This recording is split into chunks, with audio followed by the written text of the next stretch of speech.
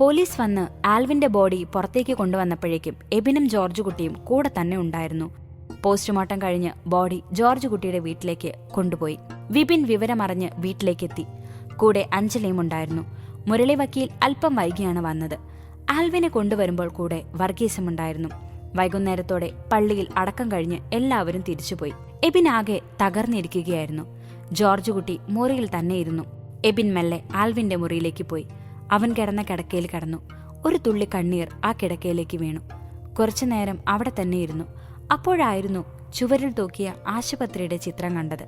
ഇന്നലെ ചേട്ടായി അതിനെ ചൂണ്ടിക്കാണിച്ച് എന്തോ തന്നോട് പറഞ്ഞതായി അവൻ ഓർത്തു. എബിൻ രാവിലെ നടന്ന കാര്യം ഒന്ന് ഓർത്തെടുക്കാൻ ശ്രമിച്ചു. ഞായറാഴ്ച ആയതുകൊണ്ട് രാവിലെ പള്ളിയിൽ പോയി വന്ന എബിനോട് ജോർജ് കുട്ടി ആൽവിനെയും കൊണ്ട് ഹോസ്പിറ്റലിലേക്ക് പോകാൻ പറഞ്ഞു. അന്ന് എബിൻ വിപിന്റെ വീട്ടിലേക്ക് പോകാനുള്ള പ്ലാനിലായിരുന്നു. ആദ്യം പല ഒഴിവു കഴിവുകൾ പറഞ്ഞെങ്കിലും അവസാനം അപ്പന്റെ വാക്കിൽ അടിയറവ് പറയേണ്ടി വന്നു. ഭക്ഷണം കഴിഞ്ഞ് അവർ 3 പേരും കൂടി ആസ്റ്ററിലേക്ക് പോയി. വഴി നീളെ ആൽവിൻ അസ്വസ്ഥനായത് എബിൻ ശ്രദ്ധിച്ചു. എന്താ കാര്യമെന്ന് ചോദിക്കാൻ നിൽക്കുമ്പോഴേക്കും സ്ഥലമെത്തിയിരുന്നു. വണ്ടി എബിൻ പാർക്ക് ചെയ്തു. ആൽവിനെ കൂട്ടി ആദ്യം ഫിസിയോ ചെയ്യാനായി മുറിയിലേക്ക് പോയി. നേരത്തെ അപ്പോയിന്റ്മെന്റ് എടുത്തതുകൊണ്ട് അധികം കാത്തു നിൽക്കേണ്ടി വന്നില്ല. ആൽവിനെ അവർ മുറിയിലേക്ക് കയറ്റി. അത്രയും നേരം എബിൻ കൂടെ ഉണ്ടായിരുന്നു. ആ സമയത്താണ് ഒരു ഫോൺ വന്ന് അവൻ പുറത്തേക്ക് പോയത്. അത് ഏതോ ഒരു ഇടപാടുകാരനായിരുന്നു. അയാൾക്ക് സ്ഥലത്തെക്കുറിച്ച് പറഞ്ഞു കൊടുക്കുമ്പോഴേക്കും സമയമേറെ വൈകിയിരുന്നു. ജോർജ് കുട്ടി അപ്പോഴാണ് വർഗീസുമായി അങ്ങോട്ടേക്ക് വന്നത്. മുറിയുടെ പുറത്തു നിൽക്കുന്ന എബിനെ ചീത്ത വിളിച്ച് ജോർജ് കുട്ടി അകത്തേക്ക് കടന്നപ്പോൾ കണ്ടത് ആൽവിൻ കിടക്കയിൽ നിന്ന് താഴെ വീണ് കിടക്കുന്നതാണ്. വർഗീസ് ഓടിപ്പോയി ആൽവിനെ എഴുന്നേൽപ്പിച്ചെങ്കിലും സംഗതി കൈവിട്ടുപോയിരുന്നു. വർഗീസ് വേഗം നഴ്സിനെ വിളിച്ച് ആൽവിനെ മുകളിലേക്ക് കയറ്റിക്കിടത്തി. വർഗീസ് പൾസ് ചെക്ക് ചെയ്തു നോക്കിയപ്പോൾ മനസ്സിലായി ജീവൻ പോയിരിക്കുന്നു എന്ന്. ജോർജ് കുട്ടി കരഞ്ഞ് ബഹളം വെക്കുന്നത് കേട്ടാണ് എബിൻ വന്ന് നോക്കിയത്. അപ്പോഴേക്കും എല്ലാ ഡോക്ടേഴ്സും നഴ്സുമാരും അവിടേക്ക് എത്തിയിരുന്നു. അല്പനേരത്തിനു ശേഷം പോലീസ് വന്നു നോക്കി ആൽവിന്റെ ബോഡി പോസ്റ്റ്മോർട്ടത്തിനായി കൊണ്ടുപോയിരുന്നു. ഹാളിലിരിക്കുന്ന അഞ്ജലി ചുവരിൽ തൂക്കിയിരിക്കുന്ന ആൽവിന്റെ ഫോട്ടോയിലേക്ക് നോക്കി വന്യമായി പുഞ്ചിരിച്ചു. മനസ്സ് നിറഞ്ഞ ചിരിയായിരുന്നു. ഉറ്റ ചങ്ങാതിയായി കൂടെ കളിച്ചിട്ട് അവന്റെ കഴപ്പ് തീർക്കാൻ കണ്ട മാർഗം കൊള്ളാം, നന്നായിരിക്കുന്നു ആൽവിൻ. ഇനി അടുത്തത് എബിൻ, നിന്റെ അനിയൻ, അഞ്ജലി മനസ്സിൽ പറഞ്ഞു. അങ്ങനെ ഇരിക്കുമ്പോഴാണ് വർഗീസിന് ഹോസ്പിറ്റലിൽ നിന്നും വിളി വരുന്നത്. വർഗീസ് ഫോണെടുത്ത് കുറച്ച് മാറി നിന്ന് സംസാരിച്ചു. ആൽവിന്റെ ബോഡി പോസ്റ്റ്മോർട്ടം ചെയ്ത ഡോക്ടറായിരുന്നു വിളിച്ചത്. അപ്പുറത്തു നിന്നും കേൾക്കുന്നതിനനുസരിച്ച് വർഗീസിന്റെ മുഖഭാവം മാറിക്കൊണ്ടിരുന്നു. വർഗീസ് ഫോൺ വെച്ച് ജോർജ് കുട്ടിയുടെ അടുത്ത് പോയിരുന്നു. മുറിയിൽ അയാൾ മാത്രമേ ഉണ്ടായിരുന്നുള്ളൂ. ഡാ ജോർജെ, നീ ഒന്ന് എഴുന്നേറ്റേ, എനിക്കൊരു കാര്യം പറയാനുണ്ട്. കൈ മുഖത്തിന് കുറുകെ വെച്ച് കിടക്കുന്ന ജോർജ് കുട്ടിയോട് വർഗീസ് പറഞ്ഞപ്പോൾ അയാൾ കൈയെടുത്ത് മാറ്റി വർഗീസിനെ നോക്കി. വർഗീസെ, എന്റെ മോൻ, അവൻ എനിക്കെല്ലാമായിരുന്നില്ലേ, എന്താ പറ്റിയത്? ഒന്നും അറിഞ്ഞില്ലല്ലോ കർത്താവേ. ഡാ ജോർജ് കുട്ടി, നീ ഒന്നടങ്ങ്. ഇനി ഞാനൊരു കാര്യം പറയാം. ഇപ്പോൾ ഹോസ്പിറ്റലിൽ നിന്ന് എനിക്കൊരു ഡോക്ടർ വിളിച്ചു. ആൽവിന്റെ ബോഡി പോസ്റ്റ്മോർട്ടം ചെയ്ത ഡോക്ടറായിരുന്നു വിളിച്ചത്. അത് എന്താടാ, എന്താ കാര്യം? ഡാ, ആൽവിന് അറ്റാക്ക് വന്നു എന്നാണ് പറഞ്ഞത്. അറ്റാക്കോ? അവൻ കുഞ്ഞല്ലേടാ? സമ്മതിക്കുന്നു. ഡോക്ടർക്ക് ഒരു സംശയം തോന്നിയിട്ടാണ് ബോഡി മുഴുവനൊന്ന് തിരിച്ചു മറിച്ചു നോക്കിയത്. അവന്റെ വലത്തെ കൈയിലെ വെയിനിൽ ഒരു മുറിവ് ശ്രദ്ധയിൽപ്പെട്ടിട്ടുണ്ട്. അത് ഒരു സിറിഞ്ച് കുത്തിവെച്ച പോലുള്ള മുറിവായിരുന്നു. അത് കുത്തിവെച്ചപ്പോൾ ഉണ്ടായ മുറിവ് ആഴത്തിലുള്ളതായിരുന്നു. ആരോ മനഃപൂർവ്വം കുത്തിവെച്ച പോലെ ഉണ്ടായിരുന്നു എന്നാണ് ഡോക്ടർ പറഞ്ഞത്. എന്നുവെച്ചാ ആ ഡോക്ടർ പറയുന്നത് ഇതൊരു കൊലപാതകമാണെന്നാണ്. ജോർജ് കുട്ടി ചാടി എഴുന്നേറ്റ് വർഗീസിന്റെ കോളറിൽ പിടിച്ചു വലിച്ചു. എന്റെ കുഞ്ഞിനെ കൊന്നെന്നോ? ആർക്കാടാ എന്റെ കുഞ്ഞിനെ കൊല്ലേണ്ടത്? ആരായാലും ഞാൻ വെറുതെ വിടാൻ പോകുന്നില്ല, തീർത്ത് കളയും, ഓർത്തോ. ജോർജ് കുട്ടി, നീ ഒന്നടങ്ങ്, നമുക്ക് അന്വേഷിക്കാം. ആ ഡോക്ടർ പോലീസിനെ വിളിച്ച് പറഞ്ഞിട്ടുണ്ട്. അവർ ചിലപ്പോൾ നാളെ ഇങ്ങോട്ട് വരും അന്വേഷിക്കാൻ. ജോർജെ, ആൽവിനെ കുറിച്ച് അന്വേഷിച്ചാൽ നല്ലതൊന്നും ആർക്കും പറയാനുണ്ടാവില്ല. അവന്റെ സ്വഭാവം നമുക്കറിയാവുന്നതല്ലേ. പെണ്ണെന്ന് പറഞ്ഞ അവന് ഹരമാണ്. നിനക്കും ഏറെക്കുറെ അറിയാവുന്നതല്ലേ അവന്റെ ചുറ്റിക്കളികളെക്കുറിച്ച്. ജോർജ് കുട്ടി നിശബ്ദനായി. ആൽവിന്റെ കളികളെല്ലാം അറിയുന്ന ഏക വ്യക്തി ജോർജ് കുട്ടിയായിരുന്നു. എല്ലാ തണ്ടിത്തരങ്ങളും ഉണ്ട്, കൂടെ പെണ്ണും ഡ്രഗ്സും. ഇതില്ലാതെ ആൽവിനെ കാണാനേ കഴിയുമായിരുന്നില്ല. എല്ലാ ആഴ്ചയും തെണ്ടാനെന്ന് പറഞ്ഞിറങ്ങുന്നത് വല്ല പെണ്ണുങ്ങളുമായി കറങ്ങാനായിരിക്കും. അങ്ങനെ പോയിട്ടാണ് ഒരു ദിവസം അവന് ആക്സിഡന്റ് ഉണ്ടാവുന്നത്. അവന്റെ മരണം കൊലപാതകമെങ്കിൽ പോലീസ് അന്വേഷിച്ചാൽ പലതും വെളിച്ചത്തിലേക്ക് വരും. അവൻ ഡീൽ ചെയ്യുന്ന ലഹരി മരുന്നിന്റെ ബിസിനസ്, പിന്നെ ഹവാല പണമിടപാട്, അതെല്ലാം ഈ റിയൽ എസ്റ്റേറ്റ് ബിസിനസിന്റെ പിന്നിലൂടെയാണ് ചെയ്യുന്നത്. കോടികളുടെ ഇടപാടുകൾ മാത്രമായിരിക്കും ആൽവിൻ ഏറ്റെടുക്കുക. അതെല്ലാം പുറം ലോകം അറിഞ്ഞാൽ ആകെ കൊഴഞ്ഞു പോകും. ജോർജ് കുട്ടിക്ക് ആകെ പരവേശമായി. ഡാ വർഗീസേ, ഇനി നമ്മൾ എന്നാ ചെയ്യും? നീ രാവിലെ ആരെങ്കിലും അന്വേഷിച്ച് വന്നാൽ തന്നെ ഒന്നും അറിയാത്ത ഭാവത്തിലിരുന്നാ മതി. ഞാൻ ഹോസ്പിറ്റലിൽ പോയി ആ CCTV ഫുട്ടേജ് ഒന്ന് തപ്പട്ടെ. വല്ലതും കിട്ടുമോ എന്നറിയാലോ. നഷ്ടം നമുക്കാണ്. നമ്മൾ കണ്ടുപിടിക്കും ആരാണ് ഇതിനു പിന്നിലെന്ന്. അതാരായാലും ശരി, നമുക്ക് തീർക്കാം. ഇതിനു മുന്നേ ചെയ്യാത്തതൊന്നും അല്ലല്ലോ. പിന്നെ വക്കീലിൻ്റെ അടുത്തതൊന്നും വിളമ്പാൻ നിൽക്കണ്ട. അതെന്താ ഇപ്പൊ നീ അങ്ങനെ പറയുന്നത്? എല്ലാ കാര്യവും വക്കീൽ അറിയാതെ ചെയ്യാറില്ലല്ലോ. ഇപ്പോഴെന്താ ഒരു പുതുമ? നീ ഞാൻ പറയുന്നത് കേക്ക്, ബാക്കി നാളെ പറയാം. ആദ്യം നമുക്ക് ഈ കേസുമായി മുന്നോട്ട് പോകാതെ നോക്കണം. അതിനുള്ള വഴി നോക്ക്. ഞാൻ ഇറങ്ങാണ്, നാളെ വിളിക്കാം. ശരി, ജോർജ് എന്നിരുത്തി മൂളി. ഈ സംഭാഷണങ്ങളെല്ലാം എബിൻ കേൾക്കുന്നുണ്ടായിരുന്നു. ആരായിരിക്കും ചേട്ടായിയെ കൊന്നിട്ടുണ്ടാവുക? അവൻ അങ്ങനെ ചിന്തിച്ചു കൊണ്ടിരിക്കുമ്പോഴാണ് വിപിൻ അങ്ങോട്ട് വന്നത്. ഡാ എബി, ഞാൻ ഇറങ്ങാ, രാത്രിയായി, നാളെ ഓഫീസിലേക്ക് പോണം, നാളെ കാണാം. ശരിടാ. വിപിനും അഞ്ജലിയും അവിടെ നിന്നിറങ്ങി. പോകുന്ന പോക്കിൽ അഞ്ജലി തിരിഞ്ഞൊന്നു നോക്കി പെട്ടെന്ന് മുഖം തിരിച്ച് വീട്ടിലേക്ക് പോയി. എല്ലാവരും പോയപ്പോൾ വീടടച്ച് എബിൻ ആൽവിന്റെ മുറിയിലേക്ക് പോയി. അവൻ ഇന്നലെ രാത്രി ആൽവിൻ സംസാരിക്കാൻ ശ്രമിച്ചതിനെക്കുറിച്ച് ഓർത്തു. നീ ര. വീണ്ടും വീണ്ടും എബിൻ ആ പേര് തന്നെ ഉച്ചരിച്ചുകൊണ്ടിരുന്നു. നിതാര. പെട്ടെന്ന് അവന്റെ വായിൽ അങ്ങനെ വന്നു. എബിന്റെ ശ്വാസം വിലങ്ങി നിന്നു. എബിന് കയ്യും കാലും വരയ്ക്കാൻ തുടങ്ങി. അവൻ ഹോസ്പിറ്റലിലെ ചിത്രത്തിലേക്ക് നോക്കി. അപ്പോ ചേട്ടായിയെ നിതാര കണ്ടിരുന്നോ ഹോസ്പിറ്റലിൽ വെച്ച്? ആരായിരിക്കും അത്? ഇപ്പൊ ആരോടാ ചോദിക്കാ? വർഗീസ് അങ്കിളിനോട് ചോദിച്ചാൽ അപ്പൻ അറിയും. അത് ശരിയാവില്ല. വേറെ ആര് നോക്കും? എബിൻ തല പുകഞ്ഞ് ആലോചിച്ചു. അവസാനം ഒരു തീരുമാനത്തിലെത്തി. രാവിലെ അങ്കിൾ പോകുന്നതിന് തൊട്ടു മുന്നേ CCTV കൈപ്പറ്റണം. അതുമാത്രമേ ചെയ്യാൻ പറ്റൂ. അങ്ങനെ തന്നെ തീരുമാനിച്ച് എബിൻ കിടന്നു. രുദ്രന്റെ വീട്ടിലെത്തിയ തേജു സോഫയിൽ കണ്ണടച്ച് ചാരിയിരുന്നു. ആരായിരിക്കും അവനെ കൊന്നിട്ടുണ്ടാവുക? എന്റെ കൈകൊണ്ട് തീരേണ്ടതായിരുന്നു. കൈവിട്ടുപോയി. കുറച്ചു മുന്നേ പോകാമായിരുന്നു. പറ്റിയില്ല. ആരോ അവരുടെ പിന്നിലുണ്ട്.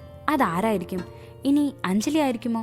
പ്രത്യക്ഷത്തിൽ എനിക്കും അവൾക്കുമാണ് ആൽവിനോട് ശത്രുത. എന്നാലും എങ്ങനെയായിരിക്കും കൊന്നിട്ടുണ്ടാവുക? പലതും ചിന്തിച്ചിരിക്കുന്ന സമയത്താണ് മുന്നിൽ ജിത്തു വന്ന് നിന്നത്. ജിത്തുവിന്റെ പിന്നിലായി മാർട്ടിയും രുദ്രനും ഉണ്ടായിരുന്നു. 3 പേരെയും കണ്ട് അവൾ ഇരുന്നിടത്തു നിന്ന് പൊങ്ങി. എന്താണ് ഝാൻസി റാണി, എന്തേലും ഒപ്പിച്ചോ? അവൾ ജിത്തുവിനെ കൂർപ്പിച്ചൊന്ന് നോക്കി പേടിപ്പിക്കല്ലേ, ഞാൻ അങ്ങ് പേടിച്ചു പോവും. ജിത്തു അവളെ കളിയാക്കിയപ്പോൾ അവൾ അടുത്ത് വെച്ചിരുന്ന ഫ്ലവർ വേസ് എടുത്ത് ജിത്തുവിനെ അടിക്കാനോങ്ങി. രുദ്രൻ അവളെ തടഞ്ഞു. നിങ്ങൾ രണ്ടുപേരും ഇങ്ങനെ അടികൂടല്ലേ? സത്യം പറ തേജു, എന്താണ് സംഭവിച്ചത്?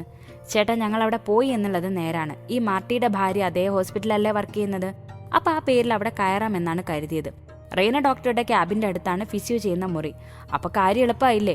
എല്ലാം പ്ലാൻ ചെയ്ത് പോയപ്പോഴേക്കും എനിക്ക് മുന്നേ വേറെ ആരോ ചെയ്തിരിക്കുന്നു. അവൾ നിരാശയോടെ മുഖം കുനിച്ചു. രുദ്രന്റെ ചിരിയാണ് വന്നത്. ഒരാളെ കൊല്ലാൻ കഴിയാത്തതിലുള്ള സങ്കടം. കൊള്ളാം. അവളെ കളിയാക്കിയപ്പോൾ അവൾക്ക് ദേഷ്യം വന്നു. മുറിയിൽ കയറി വാതിലടച്ചു. ചിരിച്ചുകൊണ്ട് നോക്കിയ രുദ്രന്റെ ചിരി മെല്ലെ മെല്ലെ മാഞ്ഞു. രുദ്രൻ മാർട്ടിയുടെ മുന്നിലേക്ക് വന്നു. അഞ്ജലി, അവൾ എപ്പോഴാണ് വന്നത്? ആൽവിൻ മരിക്കുന്നതിന് കുറച്ചു മുന്നേ. എന്നിട്ട് അവൾ ഫിസിയോ മുറിയിലേക്ക് ആൽവിനെ കയറ്റിയതിന് തൊട്ടു പിന്നാലെ കയറുന്നതും തിരിച്ച് വെപ്രാളത്തോടെ ഇറങ്ങുന്നതും CCTVയിൽ കാണുന്നുണ്ട്. എന്നിട്ട് മാർട്ടിൻ എന്തു ചെയ്തു? സർ, ഞാൻ ആ CCTV ഫുട്ടേജ് മാറ്റി വേറെ ചിലതിട്ടിട്ടുണ്ട്. ആർക്കും അത്ര പെട്ടെന്ന് കണ്ടുപിടിക്കാൻ പറ്റില്ല. പിന്നെ പോസ്റ്റ്മോർട്ടം റിപ്പോർട്ട് വന്നിട്ടുണ്ട് സർ. അതിൽ സിറിഞ്ചിൽ നിന്നുമുള്ള ഒരു മുറിവ് കാണിക്കുന്നുണ്ട്. പിന്നെ മരിച്ചതിന്റെ കാരണം ഹാർട്ട് അറ്റാക്ക് ആണെന്നാണ് ഫൈനൽ റിപ്പോർട്ടിൽ പറയുന്നത്. ശരി, കറങ്ങിത്തിരിഞ്ഞ് നമ്മുടെ ഡിപ്പാർട്ട്മെന്റിൽ തന്നെ ആയിരിക്കും ഇത് വരുന്നത്. എന്തായാലും താൻ ആ ഫുട്ടേജ് മാറ്റിയത് നന്നായി. രുദ്രൻ ജിത്തുവിന്റെ നേരെ തിരിഞ്ഞു. ജിത്തു, നിങ്ങൾ അവിടെ പോയതിന് എന്തെങ്കിലും തെളിവുണ്ടോ? I mean prescription? ഉണ്ട്. ജിത്തു പോക്കറ്റിൽ നിന്ന് അവർക്ക് വാങ്ങിയ മരുന്ന് കാണിച്ചു കൊടുത്തു. ശരി, ഈ റെസിപ്റ്റ് എടുത്തു വെച്ചോ, ആവശ്യം വരും. അതെന്താ? ഇങ്ങോട്ട് ചോദ്യം വേണ്ട ജിത്തു. ഇനി എന്ത് ചെയ്യുമ്പോഴും സൂക്ഷിച്ച് ചെയ്യണം. പിന്നെ എബിന്റെയും വിപിന്റെയും പിന്നാലുള്ള സഞ്ചാരം കുറച്ചു കാലത്തേക്ക് നിർത്താൻ പറ. ബാക്കിയുള്ളവരോട് കുറച്ചു കാലത്തേക്ക് പതുങ്ങുന്നത് നല്ലതാണ്. നമുക്ക് നോക്കാം ഈ കളി ഇനി ആരാ മുന്നോട്ട് കൊണ്ടുപോകുക എന്ന്. സർ എന്താ ഉദ്ദേശിക്കുന്നത്? ജിത്തു, ഇപ്പൊ തന്നെ ഈ പോസ്റ്റ്മോർട്ടം റിപ്പോർട്ട് വർഗീസിന്റെ കയ്യിലെത്തി കാണും. വർഗീസ് ചെന്ന് ജോർജ് കുട്ടിയോട് പറയും. ഈ ആൽവിൻ, ജോർജ് കുട്ടി ഇവരൊന്നും അത്ര നല്ലതൊന്നുമല്ലല്ലോ. സ്വാഭാവികമായി ഈ മരണം കേസായാൽ അവർ ചെയ്യുന്ന എല്ലാ കൊള്ളരുതായ്മകളും പുറത്തുവരും. അപ്പോൾ അവരെന്തു ചെയ്യും? ഇത് ചെയ്തവനെ പൊക്കാനേ ശ്രമിക്കും. അല്ലാതെ കേസും കോടതിയുമായി അവർ ഒരിക്കലും നിൽക്കില്ല. ഇനി അഞ്ജലിയാണിത് ചെയ്തതെന്ന് അവർ കണ്ടുപിടിച്ചാൽ വർഗീസ് സ്വന്തം മകളെ സംരക്ഷിക്കാനാണ് ശ്രമിക്കുക. അപ്പൊ കളി വേറെയാവും. അങ്ങനെ സംഭവിച്ചാൽ നമുക്ക് നല്ലത്. രണ്ടുപേരും തമ്മിൽ തല്ലിച്ചാവും. ഇനി മൂന്നാമതൊരാളുണ്ട്, എബിൻ. അവൻ ഇതറിഞ്ഞ അവൻ അഞ്ജലിയുടെ പിന്നാലെയാവും. കഥ വേറെയാകും. പിന്നെ മക്കള് തമ്മിലുള്ള അംഗം വെട്ടായിരിക്കും. അതാണ് പറഞ്ഞത്, നിങ്ങൾ ഇനി അവരുടെ പിന്നാലെ പോകരുതെന്ന്. മനസ്സിലായോ? ജിത്തു തലയാട്ടി സമ്മതിച്ചു പുറത്തേക്ക് പോയി. മാർട്ടിനും രുദ്രനും പരസ്പരം നോക്കി ചിരിച്ചു.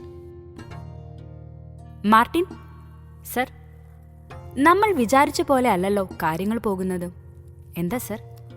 ആൽവിൻ, അവൻ ഞാൻ പോകുന്നതിന് മുന്നേ തന്നെ മരിച്ചിരുന്നു. വാട്ട്? സാർ എന്താ പറയുന്നത്? സത്യം, ഞാൻ ആ മുറിയിൽ കയറിയപ്പോൾ തന്നെ അവൻ മരിച്ചിരുന്നു. അപ്പോൾ സാറല്ലേ? അല്ല മാർട്ടിൻ, ഞാനല്ല. ഞാൻ അവിടെ നിന്ന് ഇറങ്ങാൻ പോകുമ്പോഴാണ് അഞ്ജലിയും വന്നത്. അവൾ ആൽവിനെ കണ്ടപ്പോൾ വെപ്രാളപ്പെട്ട് പുറത്തേക്ക് പോയി. പിന്നെ വന്നതാണ് തേജു. അവൾ എത്തില്ല, അതെനിക്ക് ഉറപ്പാണ്. ആരാണ് ഞാൻ പോകുന്നതിനു മുമ്പേ അവിടെ എത്തിയതെന്നറിയാൻ അതിനുവേണ്ടിയാണ് CCTV ഫുട്ടേജസ് എടുക്കാൻ പറഞ്ഞത്. ഇതിപ്പോ നമ്മളാകെ ഒരു ചുഴിയിലകപ്പെട്ട പോലെ ഉണ്ടല്ലോ. സർ, തേജു, അഞ്ജലി, സർ, നിങ്ങളല്ലാതെ നാലാമതൊരാളോ? നമ്മുടെ അന്വേഷണം വഴിമുട്ടിപ്പോകുമോ? അറിയില്ല മാർട്ടിൻ. എന്റെ കരിയറിൽ വെച്ച് ഏറ്റവും കുഴക്കിയൊരു കേസ് ഇതാണ്. ഞാനിവിടേക്ക് വരുമ്പോൾ ആകെ എബ്രഹാം ജോസഫിന്റെ എഴുത്ത് മാത്രമായിരുന്നു കയ്യിലുണ്ടായിരുന്നത്. ആദ്യമൊക്കെ ജോർജ് കുട്ടി മാത്രമുള്ള അന്വേഷണം പിന്നീട് വർഗീസ് ഡോക്ടറിലേക്കായി. അതിൽ നിന്നുമാണ് ആൽവിനും എബിനുമൊക്കെ വന്നത്. പിന്നീടാണ് നമ്മുടെ നാടാർ വക്കീൽ. മൂവരിൽ വെച്ച് ഏറ്റവും വിഷമുള്ള ജന്തു. ഇവരെടുക്കുന്ന ഏതൊരു ഇടപാടിലും നാടാറുണ്ടാകും. ഈ വിഡ്ഢികൾക്ക് നാടാർ കളിക്കുന്ന കളികൾ ഒന്നും തന്നെ അറിയില്ല. സത്യത്തിൽ ഈ ജോർജ് കുട്ടിക്ക് സമ്പാദിച്ചതിൽ ഒരു ചില്ലി കാശ് പോലുമില്ല അയാളുടെ പേരിൽ. എല്ലാം വക്കീലിന്റെ കൈകളിൽ ഭദ്രം. പല ഇടപാടുകളിലും ബിനാമിയാണ് ജോർജ്. മുതലാളി വക്കീലും. അവരുടെ ഹവാല ഇടപാട്, ഭൂമാഫിയ കൈകടത്തലുകൾ, റിയൽ എസ്റ്റേറ്റ് ബിസിനസ് എന്ന് പറഞ്ഞ് ചെയ്യുന്ന ഭീഷണിപ്പെടുത്തലുകൾ, ഇതെല്ലാം നമ്മൾ അന്വേഷിച്ച് കണ്ടുപിടിച്ചത് തന്നെയാണ്. എന്നാൽ എന്താ സർ? നമ്മൾ കാണാതെ പോയ എന്തോ ഒന്ന് എവിടെയോ കിടക്കുന്നു. അത് ജോർജ് കുട്ടിയാണോ വക്കീലിനെയാണോ കുരുക്കിയതെന്ന് കണ്ടുപിടിക്കണം. തൽക്കാലം തേജു നമുക്കൊപ്പം തന്നെ നിൽക്കണം. അതെന്താ സർ? ആ കൊച്ചു പാവമല്ലേ? ഇക്കാലത്ത് ആരാ സാർ തനിക്ക് ദാനം ചെയ്ത ഹൃദയത്തിന്റെ ഉടമയൊക്കെ അന്വേഷിച്ച് ഇറങ്ങിച്ചെന്ന് അവരുടെ കുടുംബത്തിന് താങ്ങായി നിൽക്കുന്നത്? ശരിയാണ് മാർട്ടിൻ, അതെല്ലാം സമ്മതിച്ചു. പക്ഷെ താൻ ശ്രദ്ധിച്ചോ? ഇന്നലെ ജിത്തു അവളോട് ചോദിച്ചു, നിന്റെ മനസ്സിൽ എന്താണ് പ്ലാൻ എന്ന്. അതിനവൾ ഒരു ചിരി മാത്രം നൽകി. ആ ചിരിക്ക് ഒരുപാട് അർത്ഥങ്ങളുണ്ട്. എന്തോ എന്റെ മനസ്സിപ്പോഴും തേജുവിൽ തന്നെയാണ്. ഇനി ആര് എന്നുള്ള ചോദ്യം നമുക്കൊരു വെല്ലുവിളിയാണ്. മാർട്ടി, റീനയോട് പറഞ്ഞ് അഞ്ജലിയെ സേഫാക്കണം. ആ വിപിൻ, എബിൻ, ഇവർ രണ്ടുപേരും ശരിയല്ല. അവർക്ക് എന്തെങ്കിലും സംശയം തോന്നിയെങ്കിൽ അവളുടെ ജീവൻ എടുക്കാനും അവർക്ക് മടിയില്ല. ശരി സർ, അവളോട് ഞാൻ ചോദിക്കാം. ശരി മാർട്ടി, ഞാൻ ആ CCTV ഒന്ന് നോക്കട്ടെ. നമുക്ക് നാളെ വിശദമായി കാണേണ്ടി വരും. Okay sir. മാർട്ടി വണ്ടിയെടുത്ത് തിരിച്ചുപോയി. രുദ്രൻ കയ്യിലുള്ള CCTV ഫുട്ടേജ് അവന്റെ കമ്പ്യൂട്ടറിൽ കണക്ട് ചെയ്തു. എല്ലാ വിഷ്വൽസും ചെക്ക് ചെയ്തു. ആൽവിനെ കൊണ്ടുവരുന്നത്, ഫിസിയോ മുറിയിലേക്ക് കൊണ്ടുപോകുന്നത്, അവയെല്ലാം അവൻ കണ്ടു. അവൻ ആൽവിന്റെ മുഖം നല്ലവണ്ണം സൂം ചെയ്തു നോക്കി. രുദ്രന് സംശയങ്ങൾ ഉടലെടുത്തു. അവന്റെ മുഖം പേടിച്ചരണ്ടിരിക്കുന്നു. കണ്ണുകളിൽ നീർച്ചാലുകളായിരിക്കുന്നു. ഇതെന്താ ഇവൻ ഇത്രയ്ക്കും ടെൻസ്ഡായിരുന്നത്? രുദ്രൻ ആശയക്കുഴപ്പത്തിലായി. വീണ്ടും ഒന്നിൽ നിന്ന് നോക്കി, 2-3 തവണ നോക്കി. പക്ഷേ സംശയാസ്പദമായി ആരെയും കണ്ടില്ല. രുദ്രൻ സിസ്റ്റം ഓഫ് ചെയ്ത് ഫോണുമായി പുറത്തേക്ക് പോയി. അതേ സമയത്തായിരുന്നു തേജു അവന്റെ മുറിയിലേക്ക് വന്നത്. അവൻ കണക്ട് ചെയ്ത പെൻഡ്രൈവ് എടുത്ത് അവളുടെ സിസ്റ്റത്തിൽ കണക്ട് ചെയ്ത് വിഷ്വൽസ് കോപ്പി ചെയ്തു. ഒന്നും അറിയാത്ത മട്ടിൽ അത് യഥാസ്ഥാനത്ത് തന്നെ തിരിച്ചുവെച്ചു. തേജു മുറിയിൽ പോയി വിഷ്വൽസ് നോക്കി. അവൾ പ്രതീക്ഷിച്ച മുഖം അതിൽ വന്നിട്ടില്ല എന്ന് ഉറപ്പുവരുത്തി. നിങ്ങൾക്കാർക്കും കണ്ടുപിടിക്കാൻ കഴിയില്ല ഹാൽവിന്റെ കൊലയാളിയെ. വൻമരം വീണു. ഇനി അടുത്ത ഇര വിപിൻ. നാടാർ വക്കീലെ, മക്കളെ നഷ്ടപ്പെടുമ്പോൾ ഉണ്ടാവുന്ന വേദന നിങ്ങൾക്കറിയണ്ടേ? ഓമനിച്ച് വളർത്തിയ മകനോ മകളോ നഷ്ടപ്പെടുമ്പോൾ ഉണ്ടാവുന്ന വേദന അറിയാമോ? ഇനി നിനക്ക് ആ വേദന അധികം വൈകാതെ തന്നെ നൽകാം. ഇനി നീയുമായുള്ള യുദ്ധമാണ്. നമുക്ക് കാണാം നീ എങ്ങനെ നിന്റെ മകനെ സംരക്ഷിക്കുമെന്ന്. തേജു സ്വയം പറഞ്ഞുകൊണ്ട് സിസ്റ്റം ഓഫാക്കി. വർഗീസ് ഡോക്ടർ രാവിലെ നേരത്തെ തന്നെ ഹോസ്പിറ്റലിലേക്ക് വിട്ടു. അവിടെ പോയി CCTV ഫുട്ടേജാണ് നോക്കിയത്. ഫിസിയോ മുറിയും അതിനോട് ചേർന്ന വരാന്തയുമുള്ള ക്യാമറയിലുള്ള വിഷ്വൽസ് നോക്കിയിട്ട് കാര്യമായൊന്നും കിട്ടിയില്ല. നിരാശനായി മടങ്ങാൻ നിൽക്കുമ്പോഴാണ് അവിടെ TV-യിൽ ഓടിക്കൊണ്ടിരിക്കുന്ന വിഷ്വൽസ് നോക്കിയത്. വേഗം IT-യിലുള്ള ആളോട് പറഞ്ഞു മുൻവശത്തെ വിഷ്വൽസ് എല്ലാം നോക്കാനായി. ആൽവിൻ വരുന്ന സമയത്തെ വിഷ്വൽസ് നോക്കി. അവൻ ഇറക്കുന്നതും കൊണ്ടുപോകുന്നതുമെല്ലാം അതിലുണ്ട്. എബിൻ വന്നു കഴിഞ്ഞ് ഒരു 10 മിനിറ്റ് കഴിഞ്ഞു വരുന്ന ആളെ കണ്ട് വർഗീസിന്റെ കണ്ണുകൾ വിടർന്നു. അഞ്ജലി! അവളൊരു ബാഗുമായാണ് വരുന്നത്. അവളുടെ കണ്ണുകൾ എബിന്റെ പിന്നാലെയാണെന്നുള്ളത് വ്യക്തം. വർഗീസ് വീണ്ടും വീണ്ടും അത് നോക്കി. പിന്നീട് ആ CCTV ഫുട്ടേജ് കൈക്കലാക്കി. നല്ലൊരു തുക കൊടുക്കേണ്ടി വന്നു. മനസ്സിൽ ചില കണക്കുകൂട്ടലുകൾ നടത്തി ഡോക്ടർ സ്വന്തം ക്യാബിനിൽ കയറിയിരുന്നു. കുറച്ചു നേരത്തേക്ക് ആരെയും കടത്തിവിടണ്ട എന്ന് നഴ്സിനോട് പറഞ്ഞിട്ട് മുറി ലോക്ക് ചെയ്തു. വർഗീസ് ഇരുന്ന് ആലോചിച്ചു. അഞ്ജലി തൊട്ടടുത്തായി വീട്ടിൽ വന്ന ദിവസം തന്റെ അടുത്ത് വന്ന് പറഞ്ഞു തോർത്തു. ഡോക്ടറുടെ കണ്ണുകൾ കുറുകി. അപ്പോ ആൽവിന്റെ പുസ്തകത്തിൽ സ്വന്തം മകളുമുണ്ടായിരുന്നു. അപ്പോൾ വിപിൻ? എന്തൊക്കെയോ എവിടെയോ ചീഞ്ഞു നാറുന്ന പോലെ തോന്നി. ഇതിന്റെ സത്യാവസ്ഥ അഞ്ജലിക്ക് മാത്രമേ അറിയൂ. ഇനി അവനെ കൊന്നത് സ്വന്തം മകളാണെങ്കിൽ ജോർജ് കുട്ടി അവളെ ജീവനോടെ വെച്ചേക്കില്ല. എത്രയും പെട്ടെന്ന് അവളെ കാണണം, എല്ലാ കാര്യങ്ങളും അറിയണം, അവളെ എവിടേക്കെങ്കിലും മാറ്റണം. ഇല്ലേ എന്റെ കുഞ്ഞിനെ അവർ കൊല്ലും. പലതും ഓർത്തുകൊണ്ട് അയാളിരുന്നു. കുറച്ചു കഴിഞ്ഞ് മുറി തുറന്ന് സ്വന്തം ജോലിയിൽ വ്യാപൃതനായി. എബിൻ ഇതേ സമയം ഹോസ്പിറ്റലിലെത്തിയിരുന്നു. അവനും അതേ കാര്യം തന്നെ പറഞ്ഞ് IT ഡിപ്പാർട്ട്മെന്റിലെത്തിയപ്പോൾ അവിടെ ഇരിക്കുന്ന ആൾ അവനെ സൂക്ഷിച്ചു നോക്കി. ഇപ്പോഴാണ് വർഗീസ് ഡോക്ടർ കുറച്ച് വിഷ്വൽസ് വാങ്ങിപ്പോയത്. ദേ ഇപ്പൊ നിങ്ങളും വരുന്നു. ഇന്നെങ്ങാനും പോലീസ് വന്ന് എന്തെങ്കിലും ചോദിച്ചാൽ ഞാൻ പറഞ്ഞു കൊടുക്കും.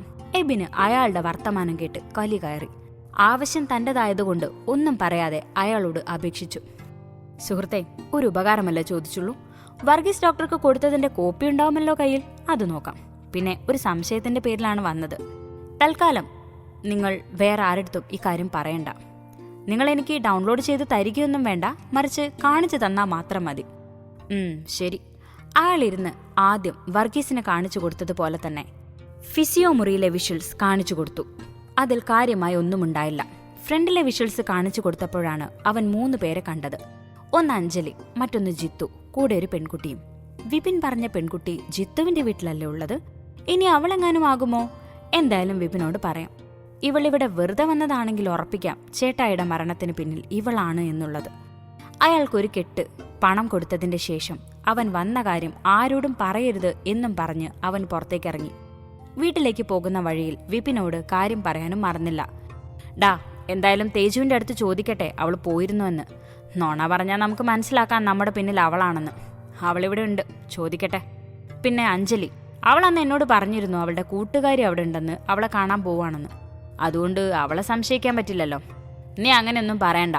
അവൾക്ക് സംശയം തോന്നിയാൽ ആദ്യം കൊല്ലുക ചേട്ടായിയാണ്. കാര്യം നീയും അവളുമായുള്ള റിലേഷൻ വളരാൻ തന്നെ ചുക്കാൻ പിടിച്ചത് ചേട്ടായിയല്ലേ. അങ്ങനെയുള്ള ആള് തന്നെ അവളെ ഉപയോഗിച്ചു എന്നറിഞ്ഞ ആർക്കായാലും പക തോന്നും, സ്വാഭാവികമാണ്. ഞാൻ നോക്കട്ടെ, നീ ഫോൺ വെച്ചേ ബിനെ. വിപിൻ ഫോൺ വെച്ചു. അഞ്ജലിയെക്കുറിച്ചും തേജുവിനെക്കുറിച്ചും ആലോചിച്ചു. 2 പേരിൽ സംശയിക്കാൻ കൂടുതലുള്ളത് അഞ്ജലിയാണ്. അവൾക്കാണ് ആൽവിനെക്കുറിച്ച് നന്നായി അറിയുക. നോക്കാം. വിപിൻ നേരെ തേജുവിന്റെ അടുത്തേക്ക് പോയി. അവൾ എന്തോ എഴുതിക്കൊണ്ടിരിക്കുകയായിരുന്നു. അവൻ വന്നതൊന്നും അറിഞ്ഞിട്ടില്ല. തേജു!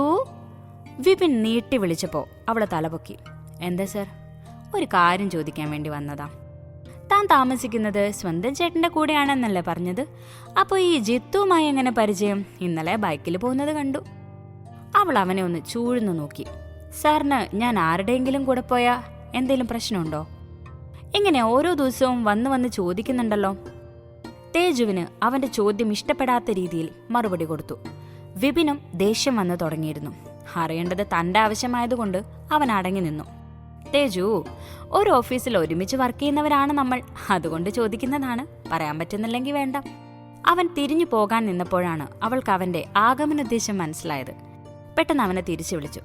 സർ, എന്റെ അച്ഛന്റെ കൂട്ടുകാരന്റെ മകനാണ് ജിത്തു. ഞാനും അവനും നല്ല ഫ്രണ്ട്സാണ്. എനിക്കൊരു ചെറിയ ആരോഗ്യ പ്രശ്നം വന്നപ്പോൾ ഇവിടെ ആരെയാ കാണിക്കുന്നതെന്ന് എനിക്കറിയില്ല. അതാണ് അവനെയും കൊണ്ടുപോയത്. എങ്ങോട്ട്? ആശ്ര ഹോസ്പിറ്റലിൽ. വിപിന്റെ കണ്ണൊന്നു കൂർത്തു. എപ്പോ പോയി? ഇന്നലെ രാവിലെ. ഏത് ഡോക്ടർ? ഡോക്ടർ റീന. ഞാൻ കഴിഞ്ഞ ആഴ്ചയും പോയിരുന്നു. ഇനി കുറച്ച് ദിവസം കഴിഞ്ഞ് ഒന്നുകൂടി കാണാൻ പറഞ്ഞിട്ടുണ്ട്. സാറിന് ഡോക്ടറെ അറിയോ? അറിയാം. അല്ല, എന്താ പ്രശ്നം? സാറേ, പെണ്ണുങ്ങളുടെ എല്ലാ കാര്യവും അങ്ങനെ പുറത്തു പറയാൻ പറ്റില്ലല്ലോ. അതിനിപ്പോൾ എന്താ? സാർ, എനിക്ക് കുറച്ച് തൊലിക്കെട്ടി കുറവാണ്, അതുകൊണ്ട് ഈ വിഷയം പറയാൻ പറ്റില്ല. തേജു തീർത്തും പറഞ്ഞു. വിപിൻ തലയാട്ടി പുറത്തേക്ക് പോയി. തേജുവിന്റെ ചുണ്ടിൽ ഒരു കുസൃതി ചിരി മിന്നിമാഞ്ഞു. ചേട്ടൻ CCTV കണ്ടിട്ടല്ലേ ചോദിക്കാമെന്നത്? അപ്പോ ഇത് തന്നെ പറയാം.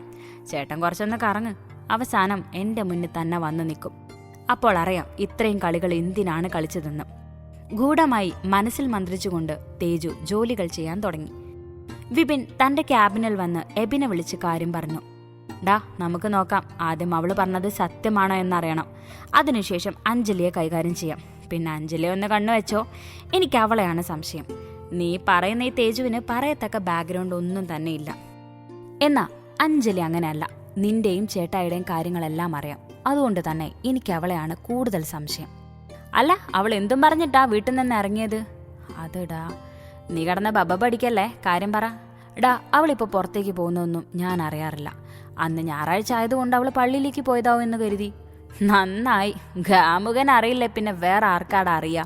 നോക്കി വെച്ചോ അവളെ. അധികം വൈകാതെ അവള് നമുക്ക് സ്കെച്ചിടാതെ ഇരിക്കാൻ നോക്കിക്കോ. ഇല്ലേ അവളെ ഞാൻ തന്നെ പരലോകത്തേക്ക് അയക്കും. പറഞ്ഞില്ലാന്ന് വേണ്ട, കോപ്പിലെ കാമുകം വന്നിരിക്കുന്നു. വച്ചിട്ട് പോടാ പറട്ടെ. ദേഷ്യം കൊണ്ട് എബിൻ പറഞ്ഞ് ഫോൺ കട്ടാക്കി. വിപിൻ അങ്ങനെ തന്നെ നിന്നു. എബിൻ അവളെ വീട്ടിലേക്ക് കൊണ്ടുവന്നപ്പോൾ പറഞ്ഞതാണ് CCTV വെക്കാൻ. ഇനി അവളെ ഒന്ന് വാച്ച് ചെയ്യണം. വിപിൻ പല പല കണക്കുകൂട്ടലുകൾ എടുത്തു. ശേഷം ഒരു തീരുമാനത്തിലെത്തി. ഓഫീസിലെ ജോലിയെല്ലാം തീർത്ത് വേഗം വീട്ടിലേക്ക് പോയി. വർഗീസ് അന്ന് തന്നെ അഞ്ജലി അന്വേഷിച്ച് ഗസ്റ്റ് ഹൗസിൽ പോയി. അവൾ അവിടെ തനിച്ചായിരുന്നു. അഞ്ജലിയോട് സംസാരിച്ച് അവളെയും കൂട്ടി പുറത്തേക്ക് പോയി. മറൈൻ ഡ്രൈവിലേക്ക് പോയി രണ്ടുപേരും ഒരു ബെഞ്ചിലിരുന്നു. അവളുടെ മൗനം കണ്ട വർഗീസിന് ദേഷ്യവും ഒപ്പം പേടിയും തോന്നി തുടങ്ങിയിരുന്നു. അഞ്ജലി വർഗീസിനെ നോക്കി. നീ അന്ന് എന്റെ ഹോസ്പിറ്റലിലേക്ക് വന്നോ? അഞ്ജു പറയാൻ, നീ അവിടെ വന്നിരുന്നോ? ശബ്ദമുയർത്തി പറഞ്ഞപ്പോ അഞ്ജലി തലയാട്ടി. നീ എന്തിനാ അങ്ങോട്ട് വന്നത്? ആരെങ്കിലും കാണാൻ വേണ്ടിയായിരുന്നോ? നീ ആൽവിനെ കണ്ടോ? ആൽവിന്റെ പേര് കേട്ടപ്പോഴേക്കും കണ്ണുകൾ വന്യമായി തിളങ്ങി. പപ്പയുടെ കൂട്ടുകാരനല്ല അറിയൂ, മകനെ അറിയില്ലല്ലോ. വർഗീസ് അവൾ പറയുന്നത് മനസ്സിലാകാതെ അവളെ തന്നെ നോക്കി. നീ എന്താ ഉദ്ദേശിച്ചത്? വർഗീസിന്റെ മുഖത്ത് നോക്കി വിപിനും എബിനും ആൽവിനും അവളോട് ചെയ്തതൊക്കെ പറഞ്ഞുകൊടുത്തു. നിർവികാരയായി അവളിരുന്നു. വർഗീസിന് അത്ഭുതവും വർദ്ധിച്ച ദേഷ്യവും തോന്നി. സ്വന്തം കൂടപ്പിറപ്പിനെ പോലെ കാണേണ്ട തന്റെ മകളെ ആൽവിനും എബിനും ചേർന്ന് ചൂഷണം ചെയ്തത് ആലോചിച്ചപ്പോൾ രക്തം തിളച്ചു. വർഗീസ് ചാടി എഴുന്നേറ്റു. പപ്പ, രോഷാകുലനായിട്ടൊന്നും ഒരു കാര്യമില്ല. അവർക്ക് എളുപ്പമാണ് നമ്മളെ ഇല്ലാതാക്കാൻ. വർഗീസ് മകൾ പറഞ്ഞതിന്റെ പൊരുൾ മനസ്സിലായതോടെ വീണ്ടും അവിടെ ഇരുന്നു. മോളെ, നിന്നെ മനസ്സിലാക്കിയില്ലല്ലോ. അറിയാം പപ്പേ, ഞാനിപ്പോൾ അതൊന്നും ആലോചിക്കാറില്ല. അപ്പോ നീയാണോ ആൽവിനെ കൊന്നത്? അവൾ കുറച്ചുനേരം വർഗീസിനെ തന്നെ നോക്കി അല്ല എന്ന് തലയാട്ടി. പിന്നെ ആരാ? അറിയില്ല, ഞാൻ കണ്ടില്ല. പക്ഷേ അവൻ അവസാനമായി ഒരു പേര് പറയുന്നത് കുഴഞ്ഞതാണേലും ഞാൻ ഇന്ന് രാവിലെ മനസ്സിലാക്കി. എന്താ പേര്? നിതാര.